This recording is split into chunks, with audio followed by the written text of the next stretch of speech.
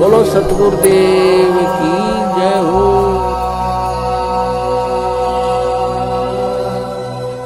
क्योंकि परमेश्वर ने पहले क्या बुलवाया था दास से कि वो जय विजय नाम के दो व्यक्ति आज तक यहीं फंसे पड़े हैं। गुरुदेव ने कहा आज तक अनंत युग हो गए, वो इसका ऋण नहीं उतार पाए। और पुण्यात्माओं, ये भक्ति इतनी आसानी से वो सारे ऋण इस जीव के उतरवा देगी जिसके विषय में कोई सोच भी नहीं सकता। पुण्यात्माओं, दुनिया कहती है और वास्तविकता भी है, कहती नहीं खाली, ये वास्तविकता भी है कि इंसान अपने जीवन में हर प्रकार का ऋण उतार सकता है, लेकिन अपने माता पिता का ऋण कभी नहीं उतार सकता। क्योंकि माता पिता से उसकी उत्पत्ति हुई, उसका जन्म हुआ है। यदि वो दुनिया के सारे ऋण उतार दिए उसने, तो भी वो ऋण उतारने के लायक, उतारने के सक्षम वो तभी हुआ जब उसके माता पिता ने उसको उत्पत्ति की, उसको उस लायक बनाया। वरना वो तो बच्चा था, वो तो कोरा कागज था। माता पिता उसको गुंडा बनाते तो वो गुंडा ही बनता, आगे जाके माता पिता उसको विद्वान बनाते तो वो विद्वान बनता।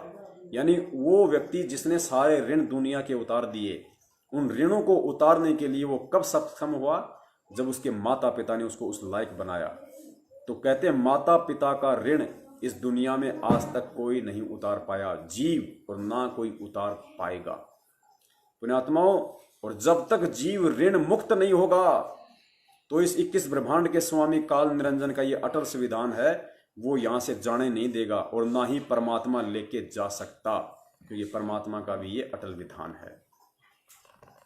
पुण्यात्माओं, इस सत भक्ति से परमात्मा हमारा ऋण कैसे उतरवाएगा? माँ बाप का नहीं उतर सकता, लेकिन फिर भी परमात्मा ने उतरवा दिया, आपको पता भी नहीं। और परमेश्वर ने माता पिता का ऋण भी उतरवा दिया। कैसे? परमेश्वर कहते हैं आत्म प्राण उधार ही, इससे बड़ा धर्म कोई नहीं है जो किसी आत्मा का उद्धार करवा दे। इससे बड़ा धर्म कोई नहीं। पुण्यात्माओं, जब हमें सतगुरु का ज्ञान प्राप्त हुआ, हमें सतगुरु से सद्बुद्धि प्राप्त हुई, हमें परमेश्वर के तत्व ज्ञान से जब इस बात का आभास हुआ, ज्ञान हुआ, भान हुआ कि इस परमेश्वर की भक्ति से आत्मा का उद्धार, आत्मा का मोक्ष हो सकता है, इस मार्ग के अलावा दुनिया में अन्य कोई भी मार्ग नहीं है। मतलब आत्म कल्याण, आत्म उद्धार, मोक्ष का मार्ग जो हमें प्राप्त हो चुका है। और पुण्यात्माओं, उस मार्ग पर यदि हम अपने माता पिता को लगा देते हैं, हमारे माता पिता को यदि हम इस परमेश्वर की भक्ति से जोड़ देते हैं, ये अलग बात है कि आपके संदेशा देने के बाद आपका माँ बाप मानता है या नहीं मानता है, लेकिन आपने उनको रास्ता दिखा दिया। जिनके लग गए तो अच्छी बात है, और जिनके नहीं लगे, और जिसने अपने माँ बाप को आत्म उद्धार का, मोक्ष का मार्ग जिसने दिखा दिया, अपने माँ बाप को जिसने गुरु की जानकारी दे दी कि पिताजी माताजी परमात्मा धरती पे आया हुआ है, अगर मोक्ष करवाना है तो अच्छा समय है, भक्ति ले लो, जिसने ये संदेशा दे दिया और जिसने अपना लिया उसका तो सौभाग्य। जिसके माता पिता ने ये मार्ग अपना लिया, तो सोचो उस बेटे ने, उस माता ने तो केवल जन्म देके, उस माँ बाप ने तो केवल उसको जन्म देके सांसारिक ऋण उतराने के ही लायक बनाया, और उस बेटा बेटी ने अपने माँ बाप को हमेशा हमेशा के लिए इस काल भगवान के सभी ऋणों से मुक्त करवा दिया परमेश्वर के भक्ति मार्ग पे लगाकर। तो इस प्रकार ये परमात्मा इस पृथ्वी पे इस जीव को सतलोक ले जाने के लिए ऐसे ऋण मुक्त करवाता है, ऐसी ऐसी विधि से। और जिसके माता पिता नहीं माने तो भी वो ऋण मुक्त हो गया, क्योंकि उसने संदेशा दे दिया। फिर वो माता पिता का अपना ऋण है, उसका अपना संस्कार है कि वो जुड़े या ना जुड़े, लेकिन उस पुत्र का, उस पुत्री का ऋण उतर गया। इसलिए परमेश्वर कहते हैं कि पुण्यात्माओं, यथासंभव जितना हो सके सभी भाई बहनों तक, रिश्तेदारों तक ये संदेशा परमात्मा का पहुंचाओ कि परमात्मा धरती पे प्रकट है, उनको प्यार से, उनको प्रेम से। लेकिन हमें समझाना नहीं आया। अगर ये बातें अगर हम अपने माता पिता को कहें, अपने रिश्तेदारों को इस तरीके से यदि हम समझाएं, तो पुण्यात्माओं क्या मजाल कि उनके समझ में नहीं आएगी। पुण्यात्माओं, हरियाणा की भाषा हिंदुस्तान में सबसे अक्खड़ भाषा है, सबसे रूढ़ भाषा है, बेकार भाषा है। हरियाणा का आदमी बोलता हुआ अच्छा नहीं लगता, ऐसा लगता है प्यार से बोलेगा तो भी ऐसा लगता है जैसे गुस्से में बोल रहा है। और पुण्यात्माओं, उसी हरियाणवी भाषा में जब वो परमपिता परमेश्वर सत्संग करता है तो हमारी आंखों से आंसू आते हैं, हमारी आंखों से आंसू आते हैं। ये अंतर है शब्द निकालने का। उसी हरियाणी भाषा में कोई बोलता है तो अच्छा नहीं लगता, और उसी भाषा में हमारा गुरु सत्संग कर रहा है तो आंखों से आंसू आते हैं, क्योंकि उस गुरु के समझाने का एक तरीका है, वो मृदुभाषी है, वो प्रेम से, आधीनी से, क्योंकि वो वही शब्द निकालता है जो शब्द उसके यहाँ हैं, वो दिखावा नहीं करता, इसलिए वो भाषा हमें अच्छी लगती है। और हम पुण्यात्माओं उस सतगुरु के उन शब्दों से युक्त पुस्तकें हाथ में लेके ज्ञान गंगा, हम जाते हैं किसी मंदिर के पुजारी के पास, हम जाते हैं किसी अन्य भाई बहन के पास, उसको कहते हैं भैया 10 रुपए की पुस्तक ले लो। वो अगर नहीं लेता है, अगर वो कुछ उल्टा सीधा बोल देता है तो हम क्या करते हैं? मरने के बाद फिर तू गधा बनेगा, हैं? फिर तू कुत्ता बनेगा, काल के जाल में फंस जाएगा, नरक में जाएगा। वो पुण्यात्मा परमात्मा से परिचित नहीं है, वो आपकी ऐसी बातें सुनने के लायक नहीं है, वो आपसे झगड़ा मोल ले लेगा।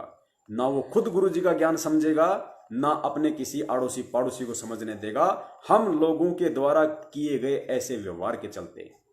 इस दास ने बहुत सारे भगत भाइयों की वीडियो देखे हैं जो सर्वानंद की तरह डाल के बहुत सारी ये पुस्तकें और सेवा अर्जित करने के मकसद से कि मेरे पुण्य बनेंगे, मंदिर मंदिर में घूमते हैं, मस्जिदों में जाते हैं और वहां के पुजारियों के साथ में ऐसे वाद विवाद करते हैं जैसे दो मूर्ख व्यक्ति लड़ रहे हों, जैसे दो मूर्ख व्यक्ति लड़ रहे हों। दास ने एक वीडियो भी बनाया था, कोई डॉक्टर है, कोई क्या है, मूछे वगैरह रखता है, शायद दिल्ली का है। उसका 2 वीडियो दास के पास आए थे फेसबुक से, वो दोनों वीडियो पे दास ने वीडियो भी बनाया था, यूट्यूब पे डाला था, किस तरीके से वो मंदिर के पुजारी के साथ, जिसको परमात्मा का ज्ञान नहीं, अरे वो अच्छी आत्मा है, जो हनुमान जी का पुजारी है वो अच्छी आत्मा, तभी तो वो पुजारी बन के बैठा है, भगवान के संपर्क में है, वो अच्छी आत्मा है, वो बस उसको मार्ग अच्छा नहीं मिला हुआ। और उनको हम समझाते कैसे हैं? ये क्या है तो ये तेरा हनुमान, ये हनुमान कोई भगवान है, ये है फलाना। उस वीडियो में आपने सुना होगा। ये समझाने का तरीका नहीं होता। सेवक का काम होता है संदेशा देना, संदेशा देना।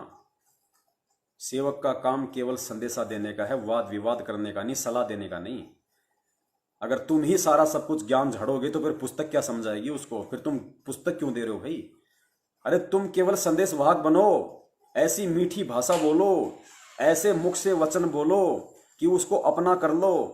और 10 रुपये तो क्या, वो 20 रुपये दे देगा उस ज्ञान गंगा के, और उसको बोलो भैया अब आ गई तेरे हाथ में, तेरे लिए तेरी संजीवनी बूटी आ गई है। ये वो संजीवनी बूटी है जो ये अपने हनुमान जी है ना, महाराज जी, उसको यूं करने से हमारा धर्म नष्ट नहीं होता, क्योंकि हम यहाँ से कर रहे हैं, यहाँ से नहीं कर रहे।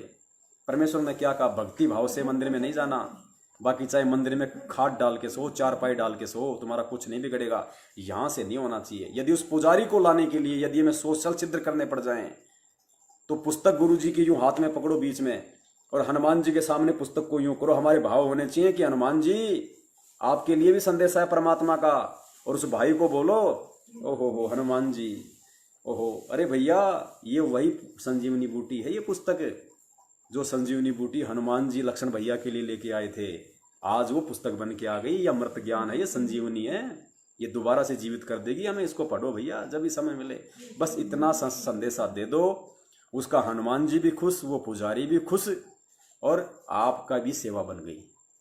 ये तरीके बताए परमात्मा ने। इस तरीके से हमने कोई हनुमान जी को कोई पूजा नहीं। पुण्यात्माओं, इस देश दुनिया में घर परिवार में रिश्तेदारों से जो एक भगत विमुख हो जाता है नाम लेते, उसका रीजन यही है कि परमात्मा ने हमें जिस तरीके से ये ज्ञान समझाया, हम उसका 2% भी आगे नहीं समझा पाते। हम नाम लेते ही ब्रह्मा विष्णु महेश को तो ऐसे घर से फेंक देते हैं जैसे कोई भंगी को फेंक देते हैं कि पता नहीं ये घर में रहेगा तो मेरा तो सत्यानाश हो जाएगा। नफरत कर लेते हैं बिना ज्ञान के। अरे गुरु जी ने नफरत करने के लिए कहा? गुरु जी ने कहा कि हमारे परिवार का एक अंग है, हमें इन्हीं से मिलेगा, परमात्मा हमें रोजी रोटी देगा, ब्रह्मा विष्णु महेश के माध्यम से देगा। ये उस पेड़ की टहनियां हैं, इनको काटा नहीं जा सकता। हमें इनकी पूजा नहीं करनी, लेकिन निरादर भी नहीं करना, सम्मान करना, ये आदरणीय हमारे लिए। पूजनीय नहीं है, सम्माननीय है, आदरणीय है। कोई भी भगत आज संगत में ब्रह्मा विष्णु महेश या देवताओं के आगे हाथ जोड़ने से डरता है, डरता है देवताओं के आगे हाथ जोड़ने से, सिर्फ अज्ञानता के चलते। उसको लगता है कि मेरा नाम खंड हो गया, मेरी भक्ति खंड हो गई। अरे तुम यहां से करोगे या यहां से करोगे? जब यहां से करोगे तब खंड होगे। परमेश्वर ने क्या समझाया हमें कि यदि मैंने नाम ले लिया और यदि मेरे घर पे मेरा मौसा जी आ रहा है या मेरे घर पे कोई ऐसा कोई सम्माननीय व्यक्ति है मेरी जो रिश्तेदारी का, वो आ रहा है, या मेरा कोई जीजा आ रहा है, मेरा फूफा आ रहा है, तो हम क्या करते हैं? भले नाम ले लिया हो ना लिया हो, हम क्या करेंगे? उसको देखते ही क्या करेंगे? हाथ जोड़ेंगे ना, नमस्कार जी, सत साहिब जी। पैर नहीं छुएंगे लेकिन हाथ जोड़े ना हमने, नमस्कार जी फूफा जी, आदर करते हैं ना। तो पुण्यात्माओं, जब हम एक 2 कौड़ी के जीव का हाथ जोड़ के आदर कर रहे हैं तो ब्रह्मा विष्णु महेश से क्या वो फूफा बड़ा है? अरे वो फूफा, वो तुम्हारा मामा, तुम्हारा जीजा, वो ब्रह्मा विष्णु महेश से बड़ा है क्या? जो तुम उस 2 कौड़ी के जीव के सामने तो झुक के नमस्कार कर रहे हो, आओ फूफा जी आओ, हैं? और वो फूफा जो हमें खाने के लिए दे रहा है उस परमेश्वर के आदेश से, वो उस पेड़ की टहनियां जिनके माध्यम से वो परमात्मा हमारा पेट भर रहा है, उस फूफा के आगे हाथ जोड़ने से तुम डरते हो। तो ये ज्ञान नहीं, ये अज्ञान है। तुम उसको पूजा के भाव से हाथ नहीं जोड़ रहे, लेकिन आदर देना पड़ेगा, सम्मान देना पड़ेगा। तो परमेश्वर ने ये भक्ति जो बताई है इस हिसाब से बताई है। हम नहीं समझ पाए, ये हमारी अज्ञानता है। हमारी अज्ञानता के चलते हम लोगों ने इस तरह से दुनिया से वैर भाव मोल ले लिया। वरना परमेश्वर का तो ऐसा ज्ञान है, मुर्दे में जान फूंक दे परमात्मा, मुर्दे में जान। और वो समय आएगा, अब परमेश्वर के वो सत्सेवक बच्चे, वो असली सोशल मीडिया सेवादार, वो असली पुस्तक सेवादार अब आएंगे परमात्मा के। वो तैयार हो रहे हैं, वो सत्सेवकों में से निकल निकल के आएंगे वो परमेश्वर की आत्माएं, जिनको परमात्मा ने इस तरीके से भक्ति समझाई है, इस तरीके से देश दुनिया में संदेशा देंगे। तब ये दुनिया नस्तक मस्तक होगी, नतमस्तक, कि हाँ वास्तव में ये ज्ञान है अजरो अमर, इस ज्ञान के बराबर और कुछ नहीं है। अरे वो भी तो भगवान की आत्माएं हैं, वो भी तो उसी परमात्मा के बच्चे हैं। जब हम आज से पहले गुरु जी के संपर्क में नहीं आए तो हम भी तो जगत वाले ही थे, उन भक्तों की नजरों में जिनको नाम मिल गया था। मैं 2013 में परमात्मा की शरण में उन्हीं की प्रेरणा से, उन्हीं के आशीर्वाद से आया, और गुरु जी दे रहे नाम 1994 से।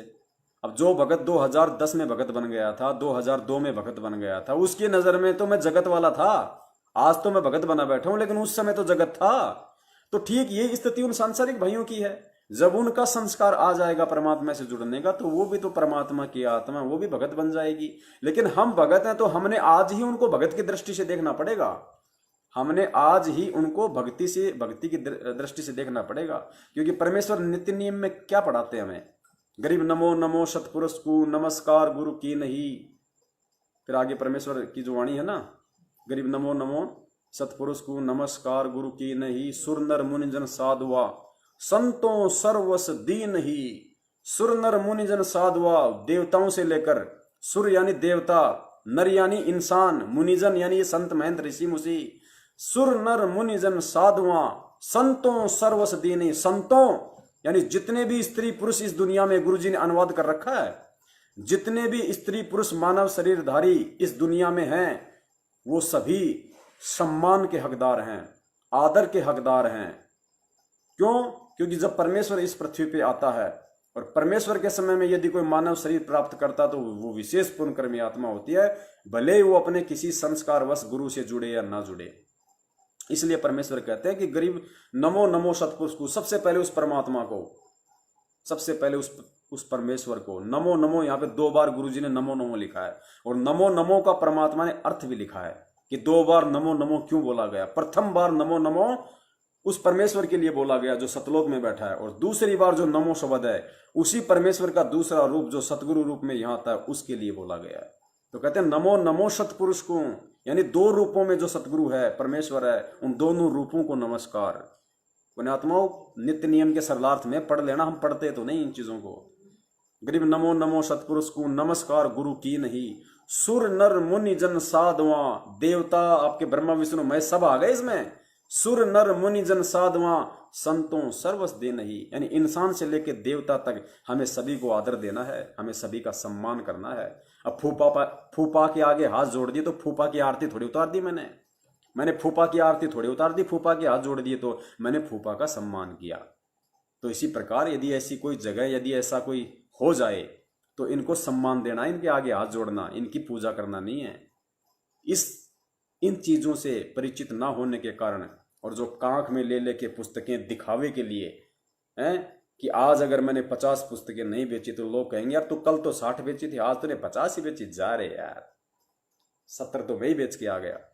इस मान बढ़ाई की भूख के कारण, इस तरह की बकवादों के कारण हैं, जल्दबाजी में पुस्तकें ऐसे जो है पकौड़ी की तरह फेंकते रहते हैं हम। अरे ले ले 10 रुपए की, ले ले यार, क्या गया बीड़ी तो, अरे बीड़ी पी के थूक देता है, 18 रुपए का बंडल आता है यार, हैं एक तानसेन आती है 12 रुपए की, 10 रुपए की पुस्तक है यार, ले ले। अरे उसको ज्ञान दे, पहले उसको समझा कि ये क्यों लेना जरूरी है, इसका महत्व क्या है, तेरे लिए क्यों ये जरूरी है ये पुस्तक। उसको पहले वो चीज समझा, उसको प्रेम से बोल, 2 बातें कर। तू तो अपने नंबर बनाने के लिए कि जल्दी से जल्दी पुस्तक निकाल दूं, मेरी सेवा बन जाए, ये बोझ मेरे सिर से हट जाए जो मैंने लाद रखा है, बस उस जल्दबाजी के चक्कर में हम बेचबाज के आ जाते हैं। फिर चाहे उसको लोग, चाहे वो पकोड़े रख के चाहे लोगों को खिलाओ, उसमें बस सेवा बन गई, हमारी सेवा बननी चाहिए बस, और कुछ नहीं चाहिए हमें। पुण्यात्मा वैसे नहीं चलेगा इस मार्ग में, ये परमेश्वर का मार्ग है, और दुनिया का हर स्त्री पुरुष परमेश्वर की आत्मा, परमेश्वर का बच्चा है। हमें सबको उसी दृष्टि से देखना पड़ेगा। कमियां मुझदास में भी हैं, हम सब भाइयों में कमियां हैं, क्योंकि हम सब जीव हैं, हम सब कमियों के पुतले हैं। लेकिन जिसमें कमी है उसका मतलब ये नहीं कि वो संदेशा नहीं देगा। बाप अगर शराब पीता है तो फिर भी वो बाप चाहता है कि मेरा बच्चा ना पिए, वो फिर भी अपने बच्चे को संदेश देता है, क्योंकि वो उसका अधिकार है। और बाप को भी चाहिए कि वो भी अपनी कमियों को सुधार करे। तो हम भी पुण्यात्मा भगत हैं, हम भगवान नहीं हैं। और भगत होता है वो प्रोसीजर होती है भक्ति की, भगवान की तरह बनने की। गुरुजी ने कहा कि जीव अलग होता है, पीव अलग होता है, लेकिन हमें जीव से पीव बनने की प्रोसीजर अपनानी पड़ेगी। गुरु कर ले आप समान, कीट न जाने भृंग को, गुरु कर ले आप समान। तो हम सब प्रोसीजर में हैं, 5 विकार हम सब के अंदर विद्यमान है, किसी में ज्यादा किसी में कम। और गुरुदेव ने बताया कि 21 ब्रह्मांड में रहते सहते 5 विकार आप मेट नहीं सकते, इनको नष्ट नहीं कर सकते। 5 विकार मिटेंगे नहीं, लेकिन इस भक्ति के प्रभाव से एक समय ऐसा आएगा ये डाइल्यूट हो जाएंगे, निष्क्रिय हो जाएंगे, तुम्हें बाधा उत्पन्न नहीं करेंगे। लेकिन ये विकार पूरी तरह समाप्त तो केवल वही होंगे जो परमेश्वर की मानसरोवर पे जो बीती है, वहां परमेश्वर न लाएगा। अंत में सारा बचा खुचा मैल परमात्मा वहां निकालेगा इस शरीर का, इस आत्मा का। तो पुण्यात्माओं, ये कुछ बातें थी, और हम सभी को परम पूज्य सदगुरु रामपाल जी महाराज जी का तय दिल से दंडवत धन्यवाद देना चाहिए परमेश्वर को। उनका हम तय दिल से कोटि कोटि धन्यवाद करते हैं कि हे परमेश्वर, इस कलयुग की पिछली पीढ़ी में इन साइंस के उपकरणों के माध्यम से परमात्मा आपने हम नीचों पे कैसे दया करी, जो आज हम सैकड़ों हजारों की संख्या में अपने अपने घरों में बैठे हुए भगत भाई साध संगति कर रहे हैं, आप जी की महिमा का वर्णन कर रहे हैं। हे परमेश्वर, हम 2 कौड़ी के जीव हैं, और हमें अंत तक परमात्मा 2 कौड़ी का जीव ही रखना। हमारे अंदर कभी भी किसी भी प्रकार का कोई अहंकार या मान बढ़ाई, किसी प्रकार का कोई ऐसा अहम हमारे अंदर उत्पन्न ना हो परमात्मा, कि हम इस भक्ति या भगवान से 1% भी हम दूर होने की उस बुरी प्रक्रिया में जाएं। जिस प्रकार हमारे अन्य भाई इस परमात्मा के ज्ञान को ना समझ पाने के कारण मान बढ़ाई में आकर, हमारे जो मैनेजमेंट वाले भाई हैं वो उन्होंने अपने कितने भयंकर तरीके से अपने कर्म फोड़े, उनके पीछे लगी हुई 70% संगत ने किस प्रकार से अपने कर्म फोड़े। संजय दिल्ली वाला, उसने किस प्रकार से तत्वदर्शी संत बनकर अपने कर्म फोड़े हैं, और अन्य जो भगत भाई हैं जो परमेश्वर के ज्ञान विरुद्ध चलकर किस प्रकार अपने कर्म फोड़ रहे हैं। तो परमात्मा हमारे अंदर किसी भी तरह से, हे परमेश्वर, पहली बात तो आपने ज्ञान ऐसा दे दिया कि हम जीवों को ये शब्द उच्चारित करवाने से पहले, इस साध संगति की इस प्रोसीजर में लाने से पहले, ये वर्तमान का जो समय है जो हम सभी भगत भाई एक दूसरे से कनेक्टेड हो रहे हैं, इस समय को लाने से पहले पहली बात तो परमेश्वर आपने हमें अपनी औकात याद दिलाई कि भाई पवनदास, तेरी औकात क्या है। तू पहले अपने अंदर झांक के देख ले, तू क्या है, तेरी औकात क्या है। उसके बाद परमात्मा ने आज हमें एक मंच पर इकट्ठा होकर ये साध संगति का मौका दिया है, ताकि किसी के मन में ये अहम ना आ जाए, ये अहंकार ना आ जाए कि हम बहुत बड़े भगत बन गए, हम आपस में एक दूसरे को वो करने लग गए। जिस प्रकार अचिंत का अहम तोड़ने के लिए कि तुम समर्थ नहीं हो, तुम जीव हो और जीव संज्ञा में रहो, सृष्टि रचना का भार उसको देके परमात्मा ने उसको औकात याद दिलाई। मैनेजमेंट को परमेश्वर आज अपनी औकात याद दिला रहे हैं पिछले 6 साल से। यदि मेरा आदेश होता, मेरा वचन होता, तो पवन दास क्या, पवन दास का बाप भी उंगली नहीं कर सकता था कि फर्जी नामदान के अंदर हैं। लेकिन मेरे ज्ञान से मेरे बच्चों ने तुरंत पकड़ लिया कि क्या फर्जी और क्या असली है। तो पुण्यात्माओं, हम सभी सत्सेवकों पे ये परमेश्वर की विशेष रजा है, विशेष मेहर है कि परमेश्वर ने एडी से लेके चोटी तक हमें अपनी औकात याद दिलाई पहले, और हमें अपने भक्ति विधान से परिचित करवाया। हमें एकदम परमेश्वर ने जीवित से, परमात्मा ने हमारे को मृत बनाया, मृतक बनाया परमात्मा ने, कि तुम्हारी कोई औकात नहीं, कि जब तक ये श्वास है ये शरीर हष्ट पुष्ट है, और श्वास निकली तो इसके अंदर से बदबू आती है। बदबू आदमी नाक चढ़ाता है, कैसी घटिया देखते हैं ना अपन, गाय भैंस बकरी कोई मरी पड़ी होती है। जब तक श्वासें हैं, श्वासें यानी वो परमात्मा, जब तक वो परमात्मा उसके अंदर समाहित था तब तक वो सही था, हष्ट पुष्ट था। अब जैसे कोई बिल्ली होती है, कोई वो कुत्ते का बच्चा होता है, रात को हम उसको अपने साथ में लेके सोते हैं, हमें कोई उससे घृणा नहीं आती, क्योंकि उसके अंदर परमात्मा का वास है। उस श्वास ही तो परमात्मा है। परमेश्वर ने क्या कहा, ना मैं त्रिकुटी भवर गुफा में, ना मैं उसमें, ना मैं उसमें, फिर क्या कहते हैं, सब श्वासन के श्वास में। यानी वो परमात्मा सब श्वासों के श्वास में है। वो परमात्मा प्रत्येक जीव की हृदय रूपी गुफा में बैठा हुआ है। तो जब तक वो श्वासें हैं तब तक हम हष्ट पुष्ट हैं। वो गाय भैंस बकरी, वो बिल्ली का बच्चा जिसे हम रात को लेके सोते हैं, और वही बिल्ली का बच्चा अगर 2 घंटे पहले अगर मर जाए, आप रात को लेके सो जाओगे? क्योंकि वो परमात्मा उसके अंदर से निकल गया, वो श्वासें निकल गई, अब वो बदबू मारेगा। तो पुण्यात्माओं, परमेश्वर ने सबसे पहले हमें वो औकात याद दिलाई कि जब तक मैं हूं तेरे अंदर, तब तक तू बोल रहा है, तब तक तू सुन रहा है, तब तक तू सोच पा रहा है, और जब मैं निकल जाऊंगा तो उसके बाद तेरे अंदर कुछ नहीं बचेगा। इसलिए अपनी औकात में रह के सेवा करना, अपनी हद में रह के सेवा करना। अगर जरा भी मुंह ऊपर किया, उसी समय उठा के नीचे पटक दूंगा। और मेरा काम करवाने के लिए मुझे किसी इंसान की जरूरत नहीं, मुझे किसी भगत की जरूरत नहीं। मैंने तुझे उदाहरण देकर समझा रखा है। जब मैं झोटा राम से, एक जानवर से वेद मंत्र बुलवा सकता हूं, तो मेरा काम तो मैं पत्थर से भी सिद्ध करवा सकता हूं, तुझे जरूरत नहीं।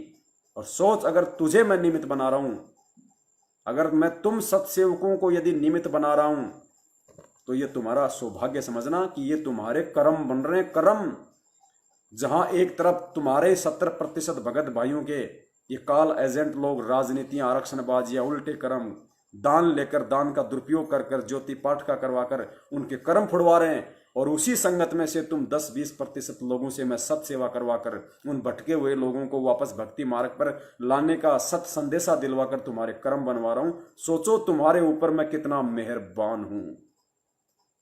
पुण्यात्माओं, हमें यकीन नहीं हो रहा, परमात्मा हमारे रोम रोम में समाहित है। आज वर्तमान में रोम रोम के अंदर परमात्मा बैठा हुआ है, वरना पुण्यात्माओं ये सेवा हमें नहीं मिल सकती।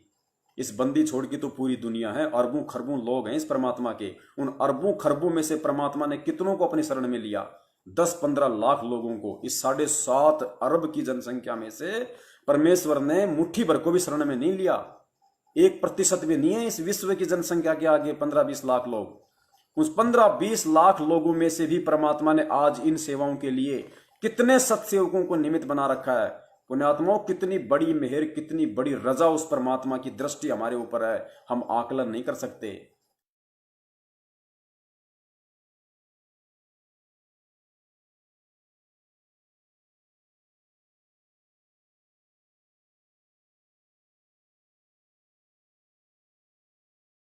भाई जो गुरु बचन पे डट गे रे कट गे फंद 84 के।